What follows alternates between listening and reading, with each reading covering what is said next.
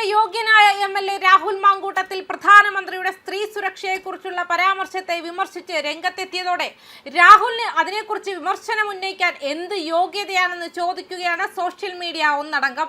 പാലക്കാട് വന്ന് താങ്കൾ വല്ലാതെ വാചാലനായല്ലോ സ്ത്രീ സുരക്ഷയെ പറ്റിയൊക്കെ.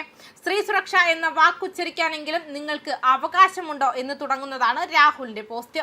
നിനക്ക് എന്ത് യോഗ്യത ഉണ്ടടാ വിത്തുകാളയെ സ്ത്രീ സുരക്ഷയെ പറ്റി പറയാൻ? അല്പം ഉളുപ്പുണ്ടോ? അത് ഇല്ല എന്നറിയാം, എന്നാലും ചോദിച്ചു പോകുന്നു. കഷ്ടമെന്നാണ് രാഹുലിന്റെ പോസ്റ്റിനെതിരെ വന്ന കമന്റ്. ഗർഭം കലക്കി വന്നല്ലോ എന്നും മറ്റു ചിലർ കമന്റ് ഇട്ടു. മൊത്തത്തിൽ സോഷ്യൽ മീഡിയയിൽ രാഹുൽ മാങ്കൂട്ടത്തിന് പൊങ്കാല അർപ്പിച്ചിരിക്കുകയാണ്. അദ്ദേഹത്തിന്റെ പോസ്റ്റിന്റെ പൂർണ്ണ രൂപം ഇങ്ങനെയാണ്: മിസ്റ്റർ പ്രൈം മിനിസ്റ്റർ, പാലക്കാട് വന്ന് താങ്കൾ വല്ലാതെ വാചാലനായല്ലോ സ്ത്രീ സുരക്ഷയെ പറ്റിയൊക്കെ. സ്ത്രീ സുരക്ഷ എന്ന വാക്ക് ഉച്ചരിക്കാനെങ്കിലും നിങ്ങൾക്ക് അവകാശമുണ്ടോ?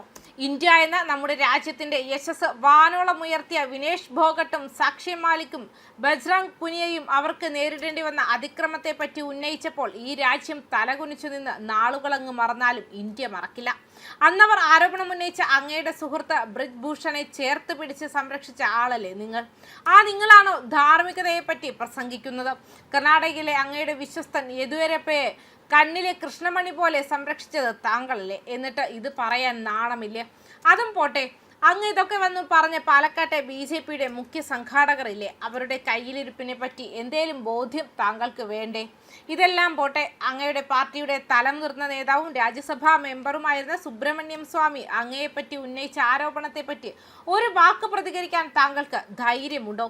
അതും പോട്ടെ, നിങ്ങൾ ഏറ്റവും വലിയ ന്യായീകരണ തൊഴിലാളിയും മോദി ഭക്തനുമായിരുന്ന നിങ്ങളെപ്പറ്റി പുസ്തകം വരെ എഴുതിയ എഴുത്തുകാരിയും ആക്ടിവിസ്റ്റുമായ മധു പൂർണിമ കിഷോർ കഴിഞ്ഞ ദിവസം നിങ്ങളെപ്പറ്റി പറഞ്ഞതിനെപ്പറ്റി എന്തെങ്കിലും പ്രതികരണമുണ്ടോ?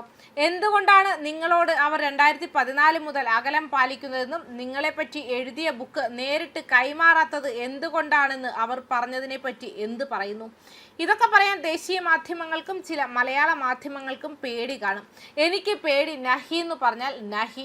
മോദി ആദ്യം ആപ്കാ കണ്ണിലെ തൂമ്പ എടുക്കുകയോ, പിന്നെ മേരാ കണ്ണിലുണ്ട് എന്ന് ആരോപിക്കുന്ന കരടെടുക്കുകേ. ദിസ് ഈസ് കേരള സാർ എന്ന് പറഞ്ഞാണ് അവസാനിപ്പിച്ചിരിക്കുന്നത്. ഇതിനെതിരെ അനവധി ട്രോളുകളും മറ്റുമാണ് അദ്ദേഹത്തിന്റെ പോസ്റ്റിന് താഴെ കമന്റുകളായി വന്നിരിക്കുന്നത്. എന്തായാലും രാഹുൽ ഇത്തരത്തിലൊരു പോസ്റ്റ് ഇടണ്ടായിരുന്നു എന്ന് ഇപ്പോൾ ചിന്തിച്ചു കാണുമെന്നാണ് മറ്റു ചിലർ അഭിപ്രായപ്പെടുന്നത്.